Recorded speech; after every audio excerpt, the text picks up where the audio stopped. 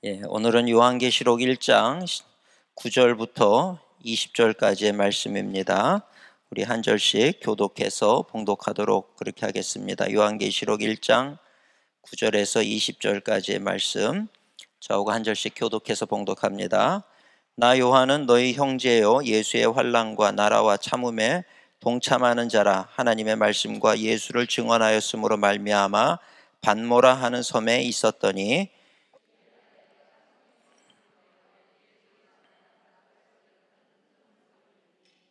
이르되 내가 보는 것을 두루마리에 써서 에베소, 서머나, 버가모, 두아디라, 사데, 빌라델비아, 라오디게아 등 7교회에 보내라 하시기로,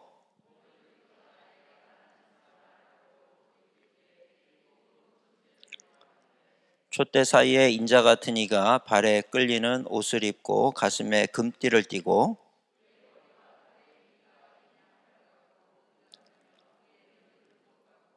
그의 발은 풀무불에 단련한 빛난 주석 같고 그의 음성은 맑은 물소리와 같으며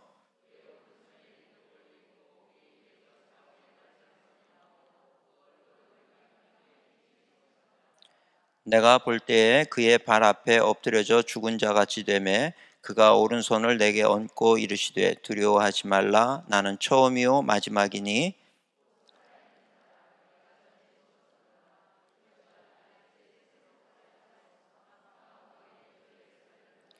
그러므로 내가 본 것과 지금 있는 일과 장차 될 일을 기록하라.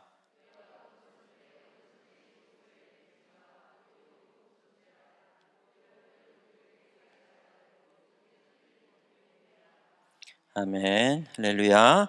오늘은 네 번째 강의입니다. 계시의 시작에 대해서 말씀을 전하겠는데요. 계시의 시작. 사도 요한이 자기를 소개합니다. 오늘 이 본문은 이제 이 사도 요한에게 갑자기 환상이 이제 눈앞에 펼쳐지게 되는 거예요. 간혹 가다가 간증하시는 분들 보면 입신해서 천국 보고 왔다 이런 분들도 있는데, 사도 요한은 입신한 것이 아니고 이렇게 현실 속에 있는데 갑자기 눈앞에 이 오픈 게시라고 하죠.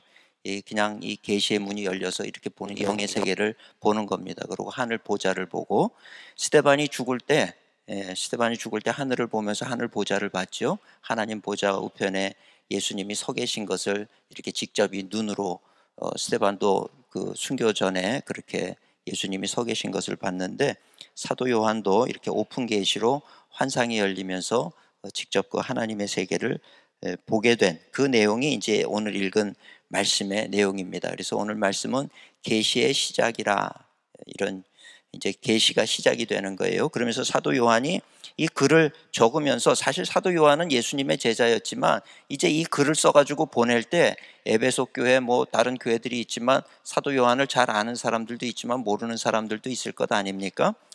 뭐 유명하기는 하지만 모르는 사람들도 있을 거예요. 그러니까 자기를 소개를 하는 거예요. 그래서 1장 9절 말씀에 보면 나 요한은, 그러면서 이 글을 쓰는 나 요한이 누군지 밝히는데 너희의 형제다. 너희의 형제다 이렇게 기록을 하고 있죠. 너희 형제요. 예수의 환난과 나라와 참음에 동참하는 자라. 예수의 환난, 예수님이 고난을 당했는데 우리 예수님을 따르는 우리들도 이 초대교회 때 보면은 많은 사람들이 다 고난을 당하고, 이 사도 요한도 반모섬에 유배를 온 거예요. 고난을 당하러 온 거죠. 그러니까 이 예수의 환난과 나라와 참음에 동참하는 자다. 박해를 견디는 자다. 같이 고난을 당하는 동지다 이 말이에요. 7교회에도 소아시아 7교회, 뭐 에베소 교회나 이런 교회들도 다 고난을 당하지 않습니까? 근데 그런 고난 가운데 이겨나가는데 이 글을 쓰는 나 역시 너의 형제야. 같은 그리스도인, 그리스도를 따르는 자들 중에 하나야. 그렇기 때문에 나도 너희들과 같이 이렇게 고난을 당한다.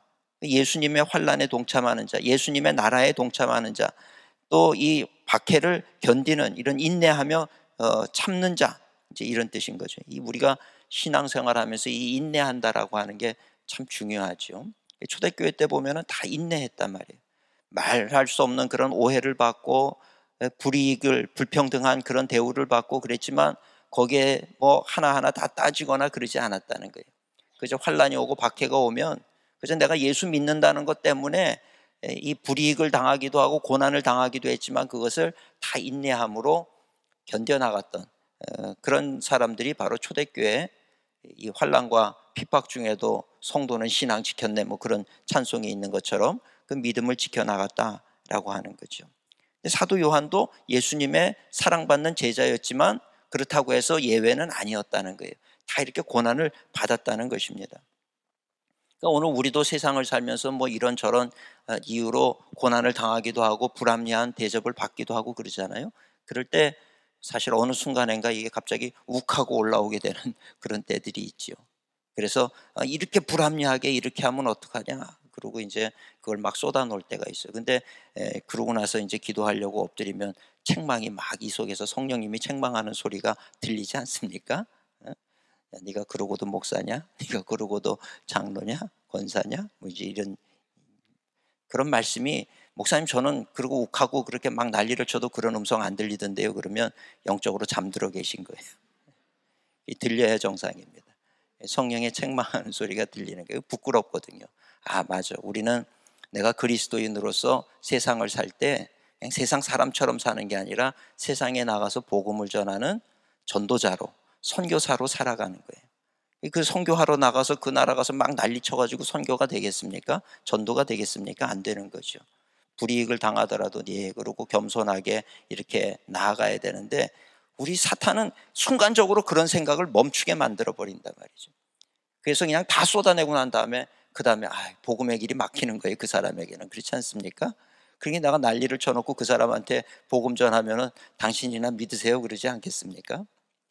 그 사람에 대해서 내가 복음 전할 수 있는 길이 막힐 뿐만 아니라 또 다른 누군가가 예수 믿는 사람이 예수님을 전하려 그럴 때 그 한 번의 경험으로 인해서 아유, 나 다시는 예수 믿는 사람들 상대하고 싶지 않습니다, 이렇게 되는 거죠. 그래서 우리가 이 세상을 살면서 나는 전도자다, 나는 하나님으로부터 보냄받은 선교사다, 이 인식을 가지고 우리가 살아가야 되는 거예요. 그럴 때는 우리가 조금 불이익을 당하더라도 웃으면서 네 그러고 양보할 수가 있는 거죠. 왜? 다음에 복음을 전하는 게 더 중요하기 때문에. 지금 저 사람한테 내가 대접받는 게 중요한 게 아니라 저분에게 복음을 전해서 살게 하는 것이 중요하니까. 그죠? 그래서 우리 그리스도인으로 세상을 살아간다고 할 때 뭐 무엇을 주님께 구하겠습니까? 그럼 구할 기도의 제목들이 많잖아요. 능력을 주세요, 지혜를 주세요, 뭐도 주세요, 뭐도 주세요. 구할 게 참 많아요. 근데 그 중에 하나가 뭐냐면 인내할 수 있는 마음을 주시옵소서. 이 기도가 참 중요한 것 같아요. 우리가 성내는 것이 하나님의 의를 이루지 못한다 그랬거든요. 하나님이 계획하시는 게 우리의 갑자기 욱하는 그 성격으로 인해서 모든 것이 다 가로막혀 버릴 때가 있다는 거예요. 그래서 우리 그리스도인들이 신앙생활할 때 나는 세상으로 보냄받은 하나님의 선교사다, 이 마음을 가지고 누구를 대하더라도 그 사람을 향해서 우리가 인내하고 웃을 수 있는 그런 우리 성도님들이 되시기를 주님의 이름으로 축원을 드립니다. 사도 요한이 반모섬에 끌려가 가지고 그 채석장에서 온갖 수모를 당하고 고난을 당하면서 그렇게 있었어요. 근데 그럼에도 불구하고 사도 요한이 그런 사람들을 향해서 내가 누군 줄 알아? 너희들 다 하나님의 저주를 받을지니라, 뭐 이런 얘기 안 했단 말이에요. 그저 예수를 믿기 때문에 고난을 당하는 그 자체를 그냥 수용을 하는 거예요.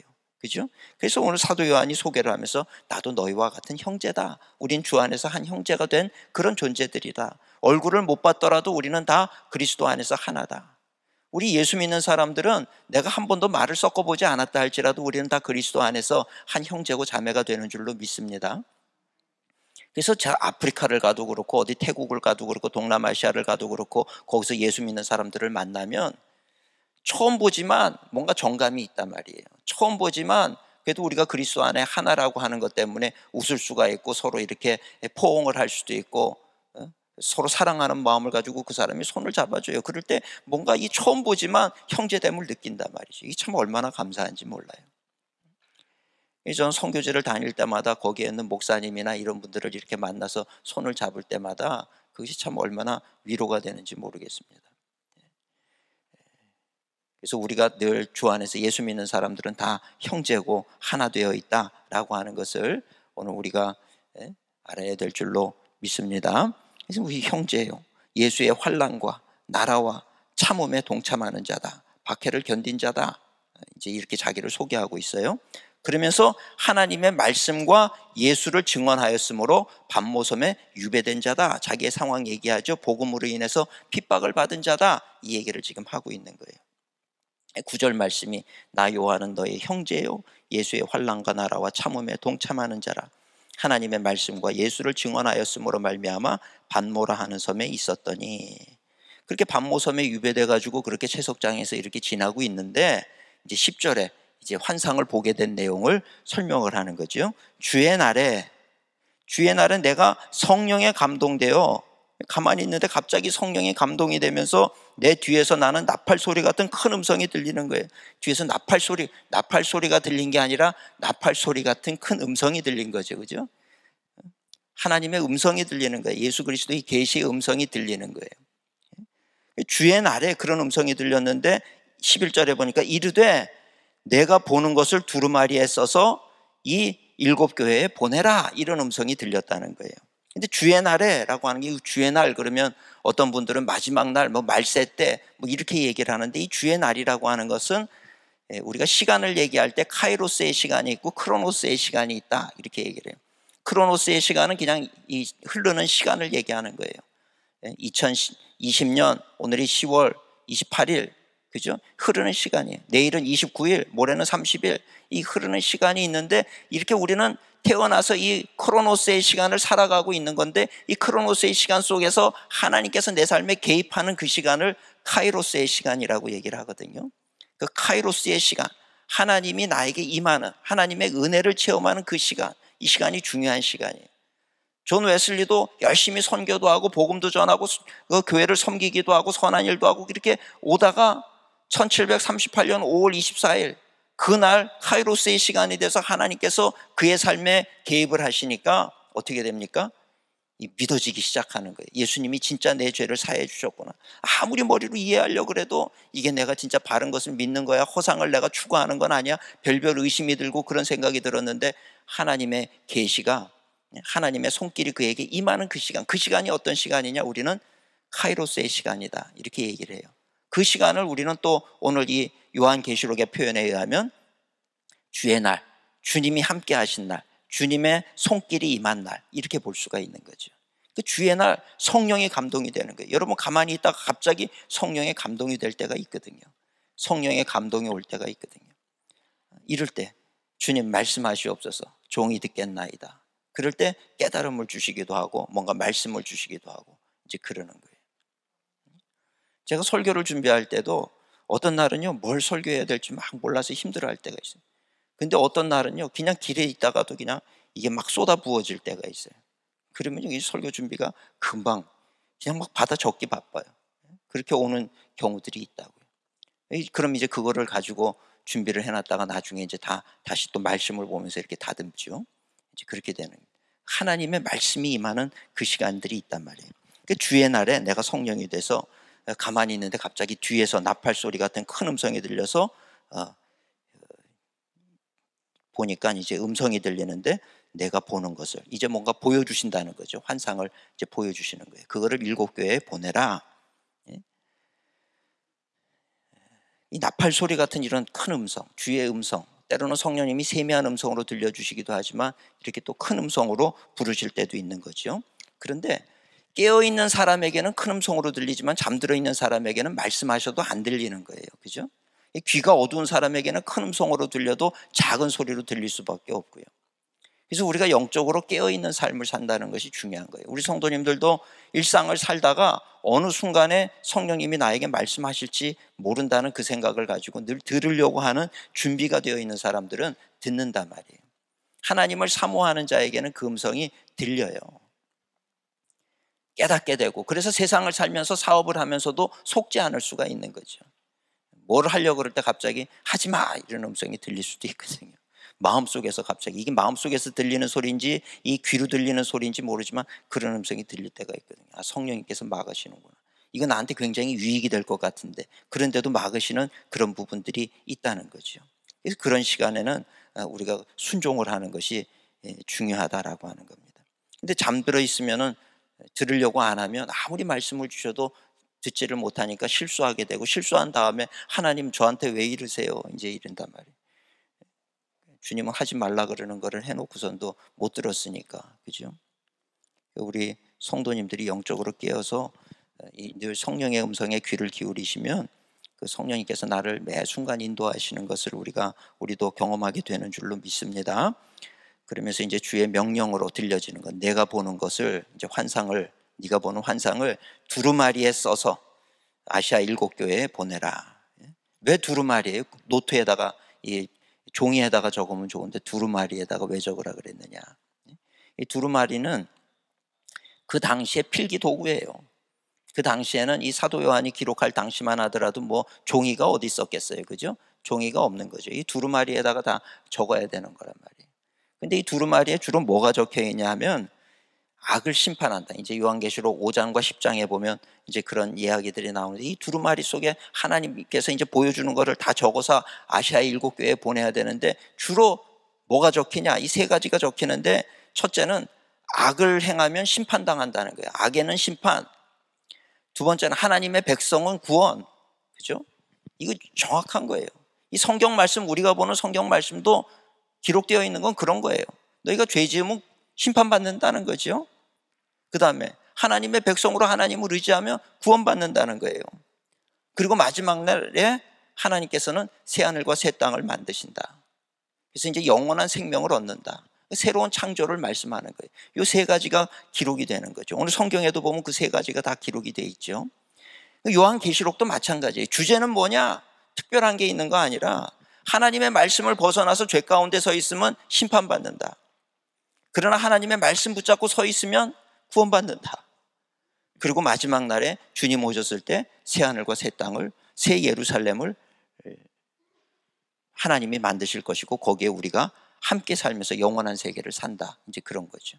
근데 이것도 잘못 해석을 해가지고 신천지라고 하는 게 있는데 신천지가 새하늘과 새 땅이거든요. 여기 요한계시록에 나오는 그 얘기를 하는 거예요. 새하늘과 새 땅은 지금 뭐 그렇게 자기네가 그 이름을 가졌다고 해서 그렇게 되는 것이 아니고 마지막 날 주님 오실 때 그 세계가 이루어지는 것이고 우리가 그 세계 속에서 공중에서 성경에 보면 분명히 공중에서 우리가 주를 만난다 그랬잖아요. 공중에서 주님을 만나는 거지 뭐 이 땅에서 우리끼리 새하늘과 새 땅 만들자 그래가지고 만들어지는 그런 세계가 아니라고 하는 거죠. 그러니까 성경을 보면은 그걸 우리가 분명하게 다 알 수가 있는 얘기입니다. 근데 거기 미혹이 된 사람들 보면 참 안타깝다라고 하는 거죠. 그래서 이렇게 계시를 받게 된 경위를 10절과 11절에 얘기했고 그 다음에 이제 12절부터 20절까지 1장 12절에서 20절까지가 이제 환상 본 내용을 이제 얘기를 하는 거예요. 환상을 이제 본 내용을 천상이 어떻게 돼 있나 이제 이런 얘기가 있는 건데 제일 먼저 보는 게 뭐냐면 예수님의 모습을 보는 거예요. 우리 예수님 어떻게 생겼을지 궁금하지 않습니까? 예수님에 대해서 사도 요한이 본 예수님에 대한 묘사 그게 이제 12절부터 나오는 얘기입니다. 그 음성이 나가지고 12절에 보니까 몸을 돌이켜 이렇게 얘기를 하죠. 몸을 돌이켰어요. 큰 음성이 나니까 몸을 돌이켜서 나에게 말한 음성을 알아보려고 돌이켰다는 거예요. 돌이켜보니까 뭐가 보이냐면 제일 처음에 본 게 7 금초대를 보았어요. 7 금초대가 보인다는 거예요. 7 금초대. 근데 7 금초대가 뭐냐? 이제 7 금초대를 보게 되는데 7 금초대가 뭐냐라고 하는 거죠. 근데 1장 20절에 보면 오늘 읽은 제일 마지막에 보면 내가 본 것은 내 오른손에 7별의 비밀과 또 7 금초대라. 7별은 7 교회의 사자요 7 촛대는 뭐예요? 7 교회니라. 그러니까 7 금초대가 보이는데 그 금초대는 뭐냐면 교회를 상징한다. 촛대는 교회를 상징하는 거예요. 7 금초대가 보인다. 7 교회가 보인다는 거죠. 근데 그 7 교회가 어떤 교회예요? 이제 2장 3장에 나오는 소아시아 7 교회, 에베소 교회, 서머나 교회, 버가모 교회, 두아디라 교회, 사대 교회, 빌라델비아 교회, 라오디게아 교회 이 7 교회가 보이는 거죠. 그 7 금초대가 제일 처음에 보인 거예요. 환상에 제일 처음 봤던 거는 7 금초대를 본 겁니다. 근데 13절에 보니까 촛대 사이에 인자 같은 이가 보이는 거예요. 촛대 사이에 그 7 촛대 사이에 인자 같은 이가 보인다. 인자 같은 이. 인자 같은 이라고 하는데 이 인자 같은 이라고 하는 이 인자 같은 이가 누굴까요? 예수님이시죠. 예수님. 이게 다니엘서에도 보면 인자라고 하는 표현이 다니엘서에도 나오고 사복음서 마태복음, 마가복음, 누가복음, 요한복음에 보면 예수님이 당신을 지칭할 때 뭐라고 표현하냐면 인자가 이렇게 표현을 해요. 인자가 올 때 뭔지 이렇게 표현을 하는 거예요. 인자가 올 때 너희 가운데 믿음을 보겠느냐. 항상 예수님은 인자는 말 그대로 사람의 아들이라는 뜻이에요. Son of Man이라고 되어 있단 말이에요. 인자가. 그렇게 예수님은 이 복음서에서 당신을 계시할 때 인자라고 하는 표현을 쓰는 걸 통해서 다니엘이 예언했던 그 인자가 바로 오신다고 약속하신 예수님이시다라고 하는 것을 보여주는 거예요. 그 인자가 이런 표현을 많이 했는데 사도 요한은 예수님이 하시는 그 인자라는 표현을 수도 없이 들었단 말이에요. 그죠? 수도 없이 들었어요. 근데 도대체 왜 인자라고 얘기를 할까? 인자?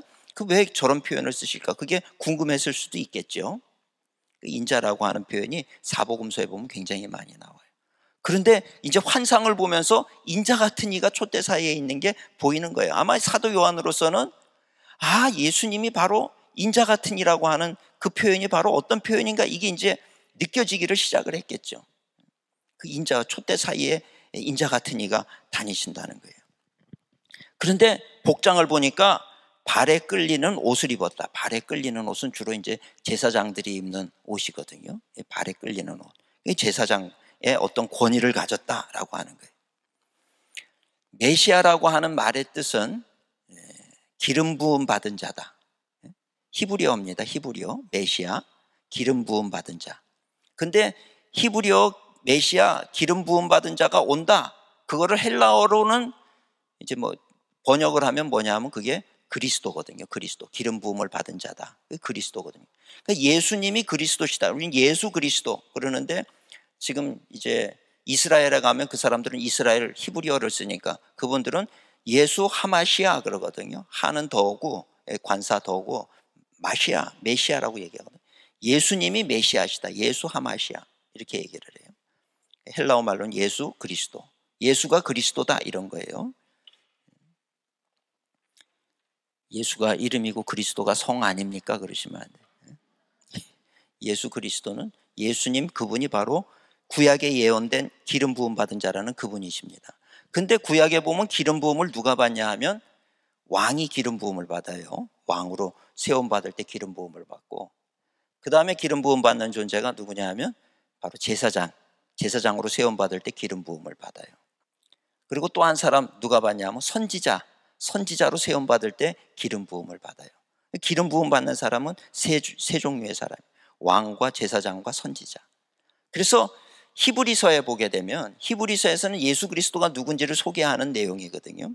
히브리서에 보면은 제사장, 대제사장 되신 분으로 예수님을 소개하고 또 왕 되신 분으로 소개를 하고 선지자 중에 선지자로 소개를 하고 있는 게 히브리서에서는. 그러니까 뭐냐 하면 예수님이야말로 왕으로서 기름 부음 받으셨고 제사장으로 기름 부음 받으셨고 선지자로 기름 부음 받으셨다. 인자 같은 이가 보이는데 발에 끌리는 그런 옷을 입었다. 제사장의 옷을 입었다. 바로 기름 부음 받은 자라고 하는 것을 의미하는 거죠. 발에 끌리는 옷을 입었다.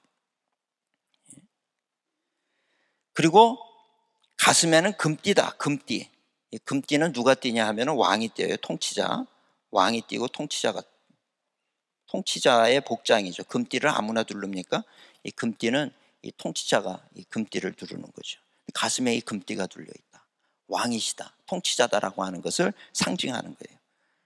그러니까 제사장의 옷을 입으시고 왕의 권위를 가지셨고 기름 부음 받은 자라고 하는 거죠. 이 인자 같은 이가 누구냐? 바로 예수님이시다라고 하는 것을 알 수가 있는 거죠. 그 다음에 흰 머리는 순결, 정결을 상징을 하는 거죠. 흰 머리에 불꽃 같은 눈이라는 게 뭐예요? 불꽃 같은 눈으로 우리를 쳐다보신다. 뭐 그런 표현도 쓰잖아요. 불꽃 같은 눈. 그건 뭐냐면 만물을 감찰하시는 분이시다. 빛난 주석 같은 발. 주석이 그 당시에는 아주 강한 튼튼함을 상징하잖아요. 주석 같은 발로 어떻게 합니까? 사탄의 권세를 밟아버리시는 거죠. 그죠? 권세를 가지신 분. 사탄의 권세, 세상의 권세를 밟아버리시는 분. 그러니까 주석 같은 발을 가지신 분. 물소리 같은 음성, 맑은 물소리 같은 음성, 청아한 음성. 그런 분. 그러면서 오른손에는 7별을 가지고 있어요. 7별. 오른손에 7별을 가지고 있다. 근데 이 7별은 도대체 뭘까? 이것도 1장 20절에 보면은 나와요. 내가 본 것은 내 오른손에 7별의 비밀과 또 7촛대라. 7별은 7교회의 뭐예요? 사자예요. 일곱 교회의 사자라는 얘기는 뭡니까? 일곱 교회의 천사라는 얘기죠. 그죠? 하나님의 사자, 천상의 존재를 의미하는 거예요. 일곱 뼈를 가졌다. 그러니까 예수님께서 일곱 뼈를 갖고 일곱 금초대, 일곱 교회죠. 일곱 금초대 사이, 일곱 교회 사이를 다니신다. 일곱 뼈를 가지고. 일곱 뼈는 천사. 근데 이 천사들이 바로 이 교회를 주관하고 교회를 섬기는 존재들이라는 거예요. 근데 누구의 권위에 있느냐? 예수님의 오른손에 들려 있잖아요. 그러니까 교회는 그 교회를 섬기는 천사들이 있단 말이에요. 그런데 누구의 뜻에 따라서 그 교회를 섬기느냐? 예수님의 뜻에 따라서 그 교회를 섬기는 자들이라고 하는 거예요. 우리 일산광림교회도 있을까요? 없을까요? 천사가 있단 말이에요. 그래서 교회가 이 예수님의 뜻을 쫓아서 우리가 뭔가를 하게 될 때 이 천사의 도움을 받아서 뭔가 이 교회가 세상 속에서 해야 될 일, 하나님의 뜻을 펼치는 그런 일들을 잘 해나가게 되겠죠. 근데 교회 안에서 분열이 일어나고 다툼이 일어나고 그러면 예수님이 슬퍼하시는 거죠. 그런 교회가 되면 안 된다. 근데 그런 교회들이 있단 말이에요. 그래서 2장 3장에 그 일곱 교회를 하나하나 다 지적을 하는 거예요. 너희 교회는 뭘 잘했고 뭐가 문제다. 너네 교회는 뭐가 잘했고 뭐가 문제다. 그 일곱 교회를 다 지금 말씀을 주는 거예요. 그래서 우리는 이 소아시아 일곱 교회 계시록 2장과 3장에 나오는 그 내용을 우리가 보면서 우리 교회는 지금 어떤 모습인가 이거를 봐야 되는 거죠. 이렇게 했을 때는 이런 책망을 받는구나. 저렇게 했을 때는 저런 책망을 받는구나. 주님이 원하시는 것은 이런 것이로구나. 우리가 힘들어도 이렇게 버텨야 되는 것이로구나. 끝까지 믿음으로 승리해야 되는 것이로구나. 그래서 요한계시록은 사실 2장과 3장이 제일 중요한 장이에요. 오늘 교회에게 주시는 말씀. 꼭 교회에게 주시는 말씀인데 우리 한 사람 한 사람이 뭐냐? 교회잖아요. 그죠? 너희 몸은 성령에 거하는 거룩한 전인 것을 너희가 알지 못하느냐. 그러니까 교회는 이런 건물, 우리가 이렇게 모임도 교회지만 나 한 사람 한 사람도 교회란 말이에요. 그러니까 어떤 사람은 에베소 교회 같은 삶을 살고 어떤 사람은 서머나 교회 같은 삶을 살고 어떤 사람은 사대교회, 어떤 사람은 두아디라, 버가모 이런 삶을 사는 거예요. 그래서 이 말씀을 통해서 교회의 모습도 보지만 우리 한 사람 한 사람의 모습도 우리가 돌아보면서 회개할 걸 회개하고 돌아서라는 거예요. 일곱 교회의 이 메시지 주시는 이유가 뭘까요? 너는 망하게 됐다. 너는 책망받는 교회니까 너는 망하고 말 것이다. 이거 아니잖아요. 너 지금 상태가 그러니까 빨리 돌아서 이거죠. 하나님의 뜻은 일곱 교회가 다 돌아서서 하나님 앞에 칭찬받는 교회가 되기를 원하시는 거예요. 그러니까 말씀을 주시는 거죠. 왜 말씀을 주시겠어요? 망하도록 내버려 두려고 그러면 말씀을 주실 필요가 없는 거죠. 근데 이 말씀을 주신다는 것 자체가 뭐냐? 돌아서라는 거예요. 돌아서라. 기회가 있을 때 돌아서라. 돌아서서 이 생명의 면류관을 받아야 된다. 하나님 성전의 기둥이 돼야 된다. 뭐 이런 말씀들을 주시는 거죠. 오늘 우리가 이 말씀을 잘 받아들이는 것이 중요합니다. 그래서 2장 3장의 계시록 그 일곱 교회 나온 다음에 이제 보여지는 그 수많은 위기와 대환란과 이런 고난과 또 미혹과 이런 얘기들 쭉 나오는 얘기는 뭐냐면 결국 그런 걸로 인해서 너희 두려워해라가 아니라 이럴 수도 있으니까 이겨야 된다. 속지 말아야 된다. 끝까지 말씀 붙잡고 서야 된다. 이게 요한계시록의 주제란 말이에요. 앞으로 어떤 상황이 펼쳐지더라도 우리가 주님의 말씀 붙잡고 이기는 자가 되시기를 주님의 이름으로 축원을 드립니다. 오른손에는 일곱 뼈를 가지셨고 입에는 날선 검이 나온다. 입에서는 날선 검이 나온다. 근데 에베소서 우리가 6장 17절 우리가 에베소서 6장은 하나님의 전신갑주를 입어라 뭐 그 말씀이에요. 근데 에베소서 6장에 보면 이 검이라고 하는 게 나오는데 성령의 검 나오잖아요. 믿음의 방패, 성령의 검. 근데 그 성령의 검이 뭐예요? 하나님의 말씀, 곧 하나님의 말씀이라. 그러니까 예수님의 입에서 날선 검이 나온다. 이게 뭐예요? 입에서 막 칼이 나온다는 얘기가 아니잖아요. 날선 검이 나온다. 뭐 예리한 하나님의 말씀이 나오는 거죠. 그러니까 하나님의 말씀이 입 안에서 아주 예리하게 그렇게 말씀을 하실 수 있는 분이 누구시냐? 바로 우리 예수님이시라는 거예요. 이 입에서는 날선 검이 나오는 거예요. 해같이 빛나는 얼굴, 빛대심을 상징하는 거죠. 해같이 빛나는 그 얼굴. 예수님의 모습을 13절부터 16절까지는 이렇게 묘사하고 있는 것을 볼 수가 있습니다. 근데 그거를 보면서 요한이 어떻게 되느냐? 그 예수님의 이 환상을 보면서 요한이 취한 태도는 뭐냐면 그 발 앞에 엎드려졌다. 그 발 앞에 엎드려져서 17절 말씀 보면 내가 볼 때에 그의 발 앞에 엎드려져 죽은 자 같이 되었다. 발 앞에 엎드려서 죽은 자 같이 됐어요. 우리는 막 예수님 만나면 예수님 그러고 뛰어가서 안길 것 같죠? 예수님 탁 보는 순간에 우린 다 엎드러지는 거예요. 하나님의 심판대 앞에 그 예수님의 그 권위 앞에 서게 될 때 우리는요 정말 세상 말로 쪼그라들 수밖에 없는 거예요. 죽은 자 같이 될 수밖에 없어요. 우리가 이 세상 살 때는 내가 뭘 잘했는지 뭘 못했는지 이 정도면 됐다 이렇게 생각할지 모르지만 정말 모든 공의 그 자체이신 하나님 앞에 서게 될 때는요 우리가 그 권위에 눌려가지고 우리 자신이 엎드려질 수밖에 없는 거예요. 너무 부끄럽고 감추고 싶고 숨기고 싶고 그러지 말 걸 후회하게 되고 그러는 거죠. 그래서 우리가 천년 만년 살 것처럼 사는 사람은 그래서 어리석다는 거예요. 언제 오라 그럴지 모르는데 그때 우리가 주님 앞에 섰을 때 정말 내세울 게 아무것도 없단 말이에요. 얼마나 두렵겠습니까? 사실은 우리에게 주어져 있는 이 시간을 귀하게 하나님의 영광을 위해서 사용해야 되는 거죠. 오늘 그렇게 지혜롭게 주님의 뜻을 따라 살 수 있는 우리 성도님들이 되시기를 주님의 이름으로 축원을 드립니다. 그리고 엎드려져 있는 우리한테 그 감사한 게 뭐냐면 예수님께서 오른손으로 얹으셨다는 거예요. 그 발 앞에 엎드려져 죽은 자같이 되매 그가 오른손을 내게 얹고 이르시되, 오른손으로 다정하게 그 엎드려져 있는 사도 요한에게 이렇게 손을 대시는 거예요. 그러니까 환상 보다가 엎드려진 거죠. 그죠? 환상을 보는데 너무나도 생생한 거예요. 그 모든 모습들이 오픈 계시로, 열린 계시로 바라보면서 넘어져 있는데 예수님이 오셔서 오른손을 이제 얹으시고 그리고 이르시되, 하시는 말씀이 뭡니까? 두려워하지 마라. 참 이 음성을 듣게 되시기를 주님의 이름으로 축원을 드립니다. 우리 주님 앞에 섰을 때 사랑하는 아들아, 사랑하는 딸아, 두려워하지 마라. 이 음성 들으면 그냥 끝난 거예요. 그 음성을 들을 때 우리가 이 세상에서 어떻게 살아고 그게 중요한 게 아니란 말이에요. 참 이 얼마나 감사합니까? 이 모든 진정한 기독교인들에게 주시는 말씀이에요. 하나님의 책임감. 사도 요한에게. 그런데 이 말씀이 모든 사람에게 주시는 말씀은 아니라는 거예요. 사도 요한이니까 두려워하지 말라 그런 거예요. 진짜 그리스도인의 삶을 살려고 노력한 사람에게 두려워하지 말라 그러지, 자기 마음대로 자기 멋대로 산 사람한테 두려워하지 말라 그러겠습니까? 아니라는 거예요. 우리는 좀 인생 살면서 두려워할 필요가 있어요, 사실은.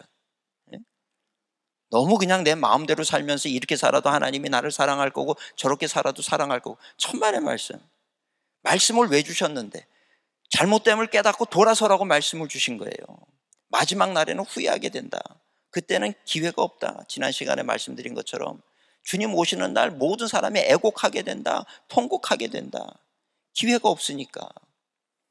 지금 기회가 있을 때 우리가 바르게 반듯하게 살아야 된다. 이 말씀을 주시는 거죠. 말씀을 우리에게 주신 이유는 돌아서라고 주시는 거예요.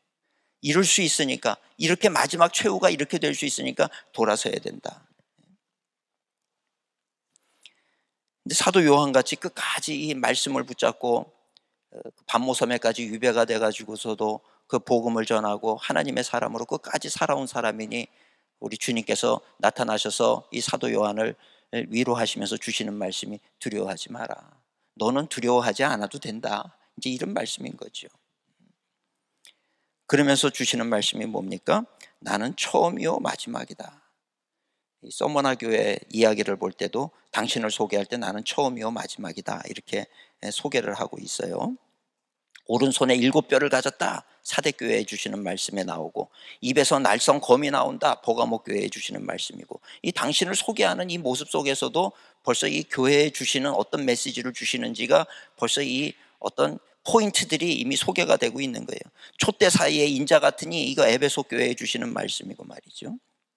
그렇게 다 나옵니다. 처음이요 마지막이다. 서머나 교회에 주시는 말씀이 처음이고 마지막이다. 태초부터 마지막 때까지 존재하시는 분이시다. 시간을 다스리시는 분, 영원부터 영원까지 계시는 분, 처음 창조할 때, 이 땅을 창조할 때부터 마지막 끝날 때까지 존재하시는 분이시다. 두려워하지 말라 그러면서 당신에 대해서 소개를 하는 거예요. 참 지금이야 우리가 이거를 보면 다 그러려니 하고 알지만 이 사도 요한이 이 계시록을 쓸 당시가 1세기 말이란 말이에요. 1세기 말.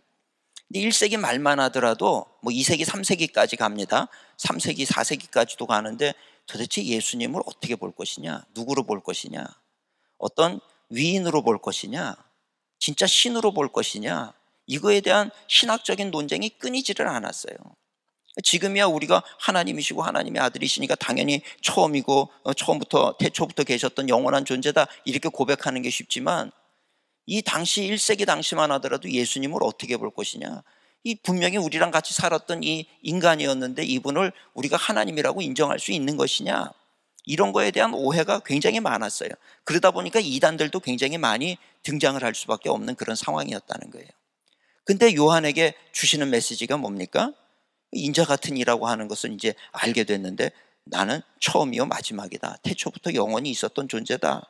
이런 것들을 깨닫게 하시는 걸 통해서, 이 환상을 통해서 사도 요한은 예수님이 누구신지에 대해서 분명히 인식하게 되는 거죠. 그러면서 살아있는 자라, 살아있는 자라 그러면서 내가 전에 죽었었노라. 이 무슨 얘기예요?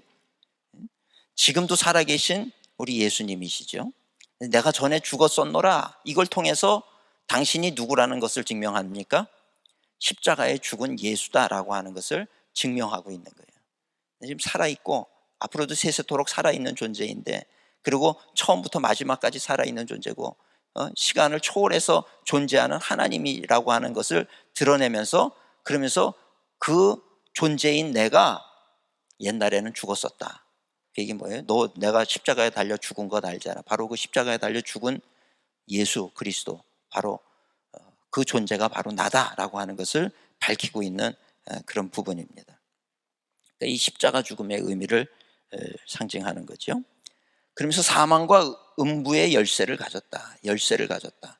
사망과 음부의 열쇠를 가졌다. 빌라델비아 교회는 다윗의 열쇠를 가진 이가 이제 이렇게 표현을 하고 있어요. 열쇠라고 하는 게 뭡니까? 닫힌 것을 여는 거죠. 그죠? 사람이 죽으면, 예수님을 안 믿고 죽으면 어디로 가느냐? 뭐 지옥이다. 뭐 이제 이런 얘기를 하는데, 사실은 이 음부라고 하는 표현이 있는데, 여기는 최후 심판의 장소는 아니에요. 최후 심판의 장소는 아니에요. 요한계시록 이제 마지막 부분에 보면 불못 심판이 있어요. 불못 심판. 불못에 다 던져지는 거예요. 지금은 죽은 자들이 그냥 이렇게 갇혀 있는 음부, 어두운 곳, 습기 찬 곳, 뭐 이제 이렇게 표현하죠. 무저갱이라고도 표현을 하고, 그렇게 이제 밑이 없는 곳, 무저갱이다. 음부에 죽은 자들이 모여 있는 곳이다. 그리고 음부라고 얘기를 합니다. 그 음부의 권세를 가진 자가 누구냐 하면 사탄인 거예요. 그래서 지금은 죽어서 가면 사탄과 악한 영들에게 괴롭힘을 당할 수도 있는 거죠. 그죠? 괴롭힘을 당할 수도 있어요. 지옥 보고 왔다는 사람들이 막 그 악한 영에게 괴롭힘을 당한다 뭐 이런 거 봤다고 그러는 게 그게 맞는 얘기인 거죠. 괴롭힘을 당할 수 있어요. 그런데 마지막 때 예수님께서 이제 재림하시고 모든 것을 끝낼 때는, 그때는 그 음부의 권세와 그 사탄과 거짓 선지자들과 거기에 갇혀 있는 모든 사람들과, 이 사람들이 다 어디로 던져지느냐? 불못으로 던져지는 거예요. 영원한 불못 심판이 이제 펼쳐지게 되는 거죠.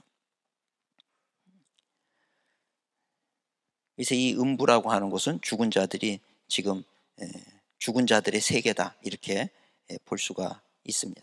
그런데 이 열쇠, 사망과 음부의 열쇠를 가진 존재로 예수님을 표현하는데 그게 뭐예요? 예수님을 통하지 않고는 구원받을 수 있는 사람이 없다는 거예요.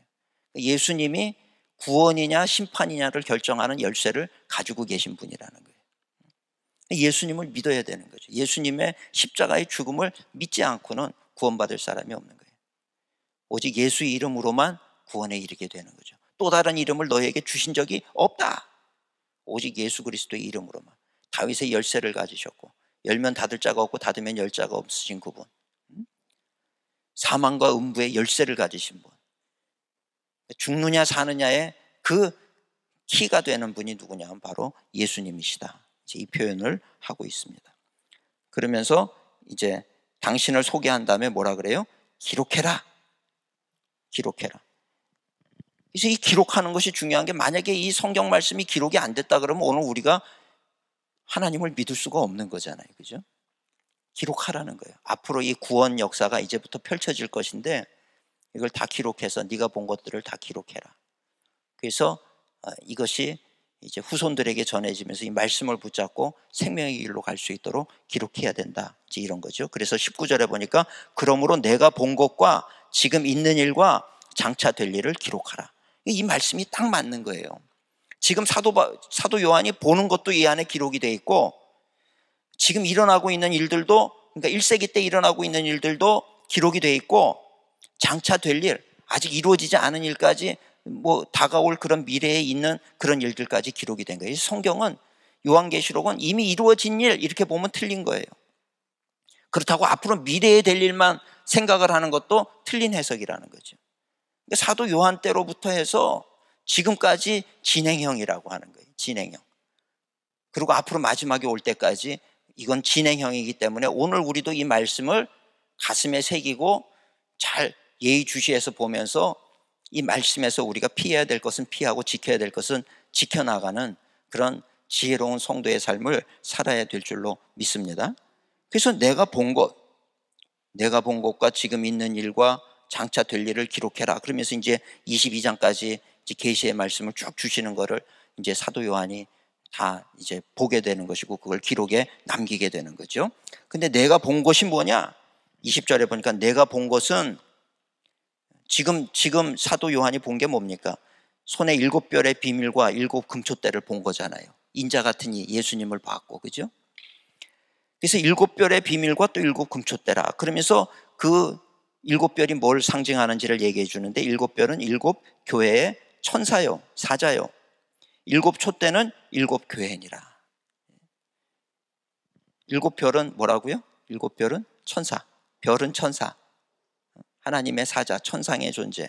별은 그렇게 상징을 이야기를 하고 있고 상징적으로 해석을 하는 거죠. 촛대는 뭐예요? 촛대는 교회를 상징적으로 얘기하고 있는 거예요.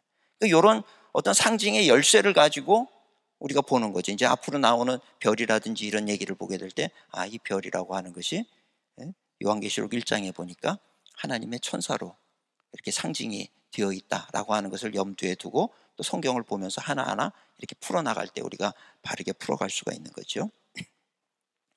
그래서 요한계시록 1장은 사도 요한이 이제 어떤 환상의 세계가 열리면서 신기한 것을 이제 보기 시작을 하는 거예요. 앞으로 되어질 일, 지금 일어날 일들 이런 것들을 다 기록을 하는데 오늘은 특별히 예수님의 모습을 봤어요. 그래서 13절부터 16절까지는 예수님의 모습을 이렇게 잘 묘사를 하고 있습니다. 얼굴 생김새가 어떻다는 얘기는 없죠. 얼굴 생김새가 어떻다는 얘기는 없는데 그럴 수밖에 없는 게 16절에도 보면 그의 얼굴은 해같이 힘있게 비치는 것 같더라. 하나님은 빛이어서 햇빛보다 밝은 빛이어서 우리가 볼 수가 없는 거예요. 그러니까 얼굴을 못 보니까 누군지도 우리가 정확히 알 수가 없는 거죠. 해같이 밝은 빛. 그러니까 그 용모라든지 이제 이런 것만을 기록을 한 것을 우리가 알 수가 있습니다. 그리고 그 예수님께서 이제 2장 3장에 7 교회의 말씀을 주시는 거예요. 그 계시록은 1장, 2장, 3장이 제일 중요합니다. 그리고 4장부터는 이제 부수적인 설명이 이제 이루어지는 거죠. 근데 많은 경우에 이 계시록을 잘못 해석하는 것은 이제 저 뒷부분에 나오는 아마겟돈 전쟁이나 대환란이나 심판이나 막 이런 거에 초점을 맞추고 보다 보니까 이게 겁나는 것 같고 이게 마지막 때 이걸 우리가 어떻게 감당합니까? 그러는데 우리 넉넉히 감당하는 줄로 믿습니다. 그건 너무 걱정할 것 없어요. 믿음으로 이겨나가는 것이 중요합니다. 믿음으로 이겨나가는 그런 우리 성도님들 되시기를 축원합니다. 그래서 그 마지막 때에 일어날 일들에 대해서 많은 이제 사람들이 그런 부분들을 해설을 하는데 어떤 분은 이 7년 대환란을 거쳐갈 거다. 지나가야 된다. 그걸 통해서 진짜인지 가짜인지가 가려진다. 어떤 사람은 아니다. 환란 오기 전에 우리는 들림 받아 간다. 해석이 천차만별. 어떤 사람은 7년 대환란 같은 건 없다. 이렇게 해석하는 사람도 있고요. 굉장히 천차만별입니다.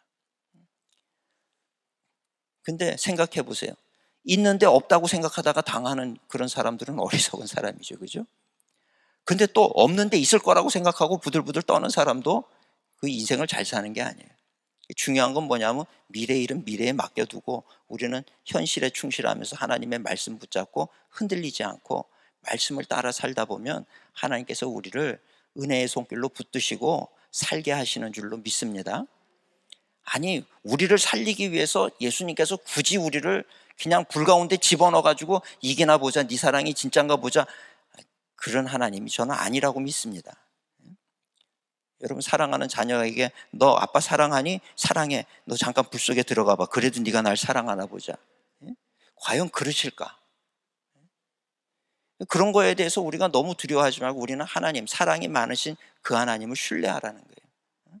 신뢰하고, 또 성경에도 보면 우리가 시험이 닥쳐올 때 그 시험을 감당할 만한 시험을 주신다 그랬잖아요. 그죠? 감당하지 못할 시험이 오면 피할 길을 주신다 그랬잖아요.